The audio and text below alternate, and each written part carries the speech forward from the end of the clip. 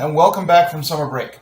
The last couple of lectures we've learned about many methods of research in sociology. We learned about quantitative methods that use statistical and numerical data, usually through a deductive process to elaborate major trends in society. We also learned about qualitative research, focused on understanding the stories and lived experiences of individuals in research settings, usually inductive methods to get more detailed understanding of society. The bottom line is that research is absolutely central to sociology. The goal of sociology is to elaborate social truths, to formulate theories that are valid and reliable by looking at factual evidence. Without a strong background in cultivating, looking at, and analyzing data, you really can't do sociology. And the conclusions that we draw could have significant influence on shaping organizational and public policy, or informing us on how to interact or build a more sympathetic understanding of the challenges we all face. Just recently, sociologist Arlie Hochschild published the results of her qualitative research in Louisiana. She wanted to understand why people were attracted to conservative policies despite the appearance that these policies were contrary to their interests. Hochschild was able to uncover what she referred to as a deep story that helps shape the goals and values of these communities. What appears to be irrational behavior from the point of view of others makes sense in terms of this deep story. Such research can help us develop sympathetic relationships with people during what are otherwise polarizing political times. Understanding her methods could also help us analyze our own deep stories. Without trained researchers like Hochschild going out and doing the field work or crunching the data, we don't have a sociology as a scientific discipline.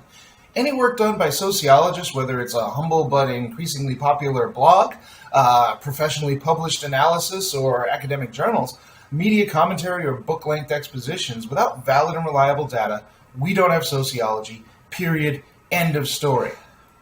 That being said, the sociologist has to be really careful about how she conducts her research. The focus of our research is often real, living human beings who are trying to get through their everyday lives. These lives can be seriously disrupted, even harmed by the probings of sociologists. Also, sociological research is often used to help shape policy that has real impact on these lives. It's important that this research is done well and the researcher is honest about the perspectives and the limitations of his conclusions. Consequently, sociologists must address the ethical ramification of our work, not just the quality of the research. How do we subject human subjects to study in such a way that we get valid and reliable outcomes while, at the same time, protecting the safety and human dignity of our subjects? How do we make sure that the fruits of this work is used to benefit society and not used as another tool of coercion?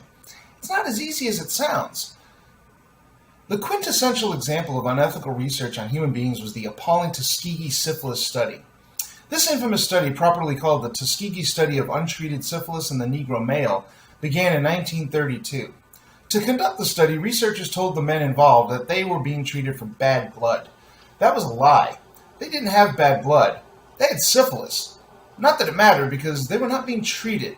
Instead, researchers were watching the progression of syphilis, which of course involves painful blistering, neurological trauma, and ultimately blindness, madness, and death.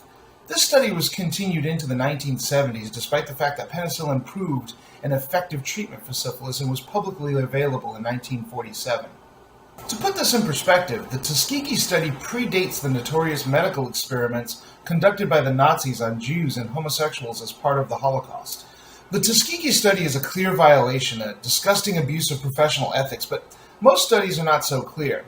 Answering ethical questions is almost universal in sociological research. In the United States, the American Sociological Association guides professional ethics in sociology with a published code of ethics. This code of ethics emphasizes 5 principles guiding sociological research: professional competence, integrity, responsibility, respect for rights, dignity and diversity, and social responsibility. Among the responsibilities of American sociologists, and I'm sure every other country has similar guidelines, is to allow no harm to come to human subjects, including and especially by getting informed consent to being studied, and especially protecting the confidentiality of research subjects. Now, the ASA Code of Ethics does consider the nuances of research settings and tries to allow for the creativity and innovation necessary for doing sociological research. For instance, if doing research in a shopping mall, it's difficult to get informed consent from everyone you encounter. At the same time, a shopping mall is a public space where public actions take place in the context of being seen, so privacy is not necessarily paramount in public places. But what about research into more personal, private, or even stigmatizing behaviors where the researcher may not be able to get reliable data if their status as an observer were known? In 1970, LOD Humphries conducted research on what were known as tea rooms, but you're not going to get tea in these particular rooms. In this context, tea rooms were places, usually public restrooms, where men met to participate in homoerotic encounters. Humphries believed that because of the stigmatizing nature of these interactions, he couldn't be forthcoming with the people he was studying and still get valid data. Instead, Humphries offered to serve as a lookout or watch queen, responsible for warning the men inside of possible intrusion. While serving as a watch queen, he took down the license plate numbers of the participating men and traced their names and addresses. He then visited the men at their homes, disguised as a medical researcher, and conducted structured interviews. Now, Humphries learned some interesting things. For instance, he learned that many of the men who participated in the tea rooms led otherwise conventional, heteronormative lives. They identified as being heterosexual. They had families and were often respected members of the community. But was Humphries breaching ethics by lying to his research subjects and misrepresenting himself? Despite the fact that Humphries protected his subjects' confidentiality, his research subjects were certainly not able to give informed consent to being studied. On the other hand, could Humphries have conducted the research in any other way? Would respected members of the community, for instance, fearful of discovery, avoid the research setting and thereby skew the results, creating an invalid outcome? If nobody was hurt, was it unethical? On the other hand, if the point is to prevent people from being hurt, can we condone a standard that can only be measured after the fact? Or how about research conducted by William Zellner in the late 1970s? Zellner wondered how many fatal car crashes were actually suicides. Now, you can't just approach someone who's lost a loved one in a car accident and ask them if they thought their departed committed suicide. There are many stigmas and social norms that would distort any resulting data. So, Zellner intentionally misrepresented his research as an attempt to reduce future car accidents. Well, okay, maybe that could conceivably be an outcome of Zellner's research, but that wasn't his focus. He lied to get the information that he wanted. On the other hand, he was able to determine that about 12% of fatal car crashes were likely to be suicides. This is valuable information, but by lying, his research subjects were not able to give informed consent. Undoubtedly, Humphries and Zellner both made some significant contributions to our understanding of society. So did the dishonest means by which they gathered their data disqualify the value of their research? Or is their research validated by the fact that nobody, as far as we can tell, was hurt by this research? How many people may have been helped by the Humphries and Zellner research? These are complicated questions with no clear answers. Whereas getting consent from research participants certainly mitigates many ethical quandaries, consent itself becomes controversial under certain circumstances. If a sociologist is doing research on prisoners or patients in a mental health facility, or minors or elderly people suffering from conditions like dementia or Alzheimer's, the nature of consent is debatable. Might the requirement for consent inhibit important research into marginalized communities? How do sociologists balance the quest for the truth with a respect for the rights of the individual? Usually, the ethical issues are clear. Sometimes they're not. The most important way that sociologists can protect their research subjects is through strict adherence to confidentiality. Every effort is made to keep research subjects anonymous. This doesn't always work out. For instance, in 1929, Robert and Helen Lind conducted a famous study on the shallowness and triviality of American culture in a city they called Middletown. Turns out that Middletown was really Muncie, Indiana, and when this became public knowledge, the good people of Muncie didn't take kindly to being called shallow and trivial. It's also important to remember that this confidentiality is not the same as client privilege, like that protecting lawyers and doctors. As a researcher, your notes can be subpoenaed and you can be asked to give testimony. This can put you in quite a bind as you're ethically bound by your profession to protect your client's anonymity. So what comes first, the law or your research subjects? Think that's an easy answer? Remember, if you surrender your subjects' confidentiality, this not only impacts your subjects, but any future research that might be done in that setting. You sacrifice the integrity of every member of your profession. Ethnographer John Van Manen discovered this when he was doing field work on urban police officers. During the research, he witnessed a police officer beating a homeless man who had done nothing wrong. The victim pressed charges and Van Manen was subpoenaed to testify. Doing so would have compromised the confidential relationship he had with the police and would have compromised any future effort to conduct such important research. On the other hand, withholding information could lead to his imprisonment for contempt of court. But also, the victim really was victimized and hurt. Did Van Manen have a greater responsibility to the victim and to justice, or to academic freedom in the pursuit of truth? It's a hard question. In Van Manen's case, he sided with his profession and preserved the confidentiality of the police officers. In one of my favorite moral quandaries, just for the pure visual value of it, in 1991, animal rights activists broke into the Washington State University labs and liberated animals used for scientific experiments. I'd like to see these labs filled with monkeys and bunnies making their escape. That's just me. Sociologist Rick Scarce, who was then conducting graduate research on animal rights activists and certainly knew at least one of the participants in the raid, or the rescue as the case may be, was questioned by police. Scarce was willing to answer questions that were not related to his research, but refused to answer questions that violated his subject's confidentiality. Scarce actually spent about 4 months in jail on contempt of court charges for this. Anytime you enter into a research setting involving people's real lives, there's the potential for ethical conflict. It's the responsibility of the researcher to protect her subjects from any kind of harm that might result from the research. Sociologists often study criminals, deviants, and people at the moral boundaries of society, but these groups are no less protected by professional sociological ethics. Another ethical component to research is in being open and honest about research outcomes, even and especially when such outcomes are not what the researcher wanted. Now, under normal circumstances, this isn't really an issue.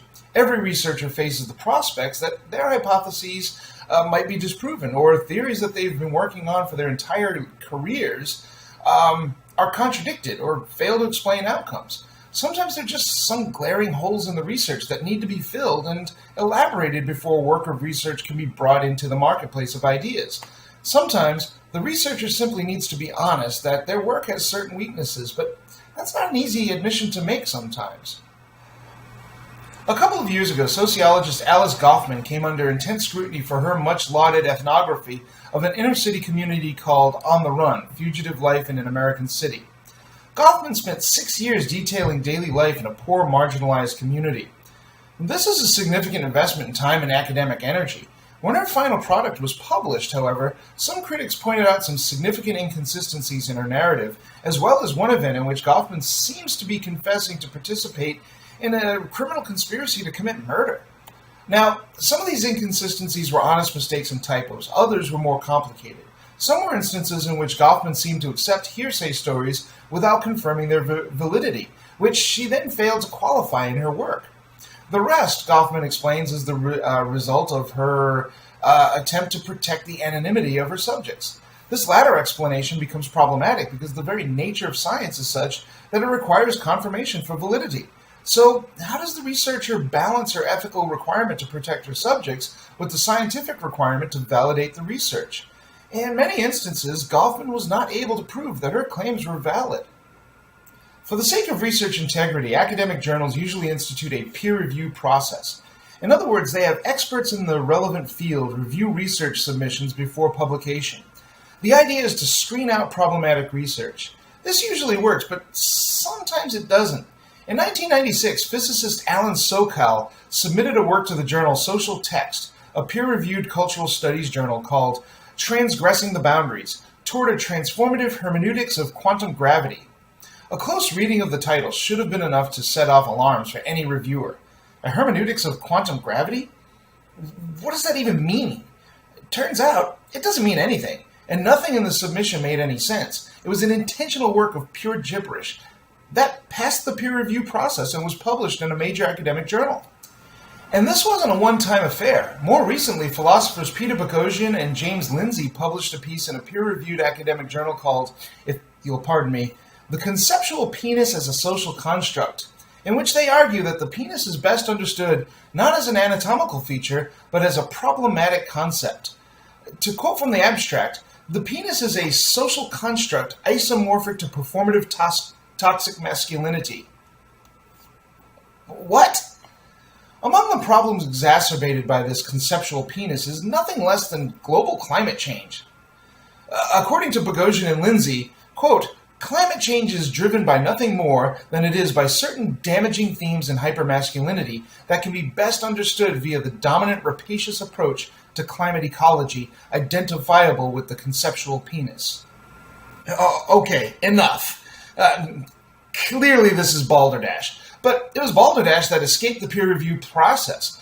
To be clear, Boghossian and Lindsay intentionally submitted what they knew to be nonsense in order to test the peer review process. Clearly, the process was lacking. And in case you think this is only characteristic of the so-called soft sciences, computer scientist Cyril Lebay, Cyril Lebay, writing in Nature News, reports that since 2005, many respected scientific publications have actually published articles that were generated by a computer algorithm designed by MIT students as a joke. The program is called SciGen. Using the program, Lebay, under the pseudonym Ike Antkare, became the 21st most cited scientist on Google Scholar. As funny as this stuff is, and don't get me wrong, it's freaking hilarious. This really raises some serious issues about ethics and research. Look, there are serious theorists who do important work in hermeneutics. These scholars are thoroughly discredited when blather and yarn can pass for scientific research. If you're a researcher for a major research institution, especially a university, then any research you do is governed by an Institutional Review Board, or IRB. The IRB is a panel of academics who have the power to approve, oversee, and, if necessary, terminate research if it violates professional and ethical standards. Again, in some cases, this structure works pretty well, but there are some shortcomings. Often, there are no sociologists on the board to advise on appropriate sociological research. Also, IRBs tend to be predisposed toward traditional research methods. What if you want to think outside of the box and use more innovative methods? Well, you might have a difficult time getting your proposal past the IRB. IRBs also tend to be very cautious. Valid research that even hints at having ethical issues will probably be turned down. IRBs are of special concern to sociologists because here we have a bureaucratic entity that is tasked with, in essence, deciding what constitutes knowledge, yet critiquing how knowledge is constructed is a foundational element of sociology. Also, IRBs are limited only to those conducting research within the institution. What about independent researchers? Today, in our web-based system, people like myself can take their own research and post it without access to an IRB or peer review process. This doesn't necessarily mean that the work done by independent researchers is no good, but it does mean that the reader of this research has to be responsible for assessing the reliability and validity on their own. Theoretically, independent sociologists like myself are still bound by the ASA Code of Ethics, but who provides the oversight? How's the independent researcher held accountable? We're really not sure yet. On top of all this, we can add another ethical dilemma. In this case, we have to bring up the intrinsic ethical questions that arise out of good old-fashioned profit motive. What happens when we add money to the mix? For instance, Associate Professor Christoph Bartnek was invited to submit a paper to a conference on nuclear physics. Problem: Professor Bartnek is not a nuclear physicist. No problem. He simply entered the word atomic and nuclear into an iOS autocomplete program and submitted the nonsensical results. The paper was accepted, and Professor Bartnek was offered to register as a speaker at a cost of over $1,000. Sometimes it's difficult to separate the quest for knowledge and the search for profit opportunities. This is especially true when private interests pay for the research. It's further problematic when profits may hinge on the outcomes of scientific research. For instance, when researchers working for Exxon discovered in the 1970s that burning fossil fuels would cause global warming and climate change resulting from the greenhouse effect, these conclusions were reached over a decade before the global warming debate began. Instead of releasing these research findings, the companies decided that they would hide the results and prepare to sow doubts about climate science. After all, there were billions of dollars in profits on the line. We see the influence of money on research in pharmaceuticals, pesticides, medicines, and supplements.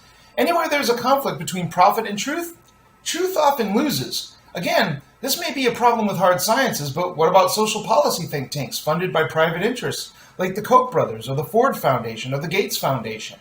How has the desire to satisfy the interests of major funders distorted the research? We don't really know, and that may be the biggest problem of them all. Even in the case in which the science is not distorted for the sake of the funders, the very existence of the funders brings the legitimacy of the research and researchers into question.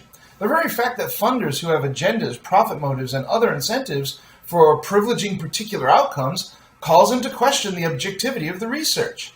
When people lose faith in the legitimacy of scientific institutions, bad things happen. We have people who don't believe that the Earth is heating up because of human actions. It is. We have people who believe vaccines cause autism. They don't. We have people who believe that eating genetically modified foods will hurt them. It won't. Yet such people impact our environmental policies. Refusing to vaccinate your child has public health concerns. Irrational fears about GMOs makes it difficult to address real issues associated with this science. When researchers are delegitimized because of profit motive and greed, the implications can be dire for a society that is driven by science and technology. Producing objective research, especially objective social science research, rests on the presumption that the researcher is value neutral. But to what extent is it even possible for the researcher to be value neutral?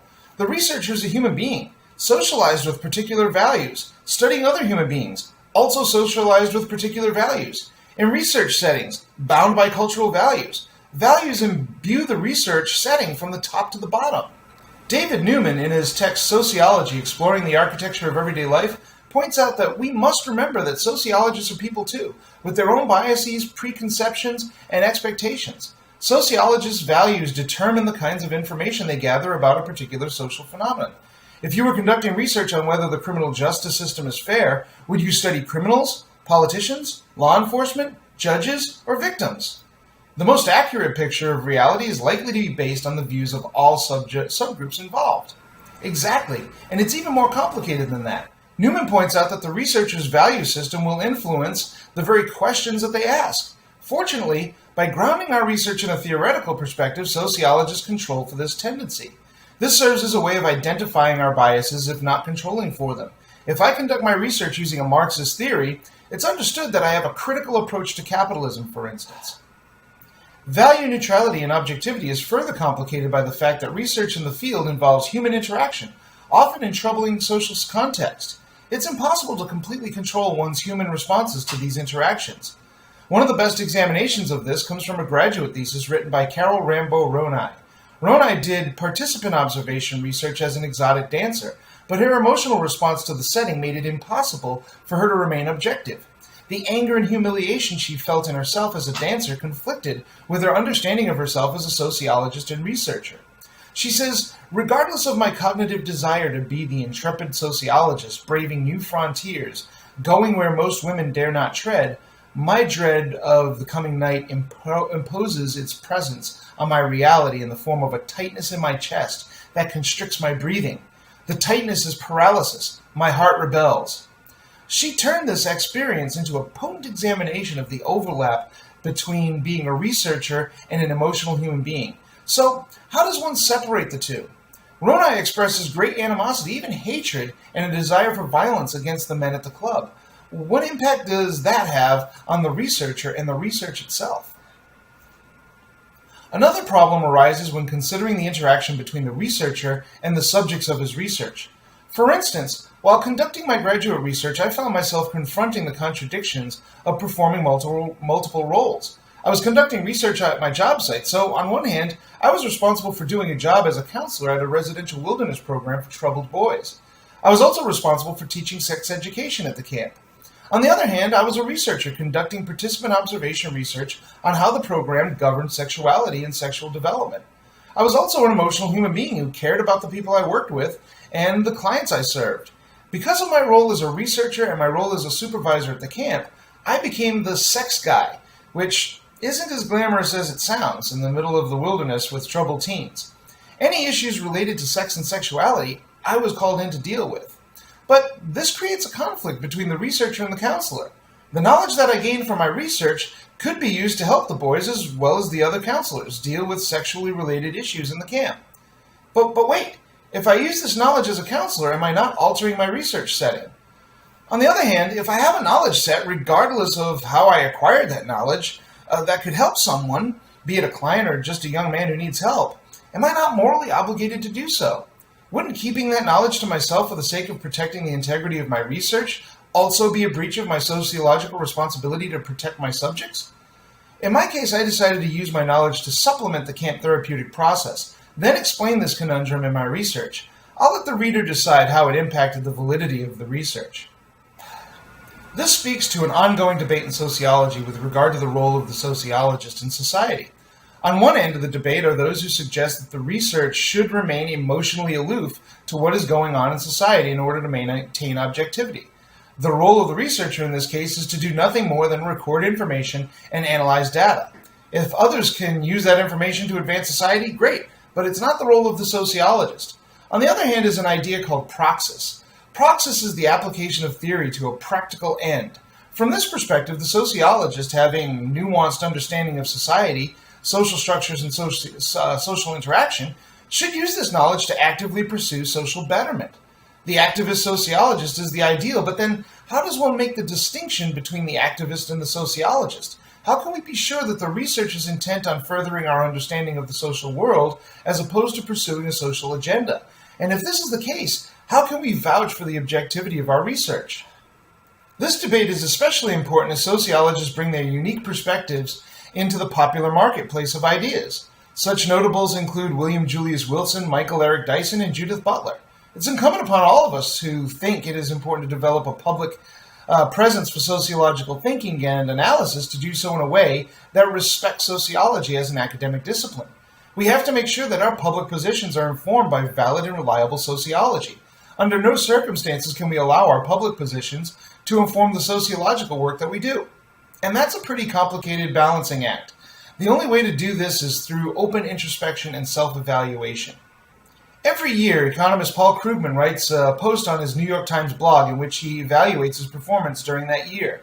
Most importantly, he makes it a point to highlight the areas where his analysis was off or just flat out wrong. This is never fun for any academic, but he does it.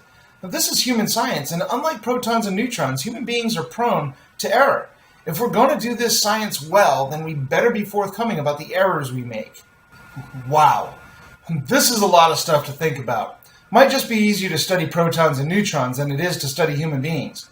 Yeah, you could say that. That's why last year the noted cosmologist Neil deGrasse Tyson tweeted, "In science, when human behavior enters the equation, things go nonlinear. That's why physics is easy and sociology is hard." Well, let's just say that sociology and physics both have their unique challenges. For sociologists, however, on top of all of the challenges posed by trying to keep the nonlinear straight, is the added burden of maintaining an ethical grounding.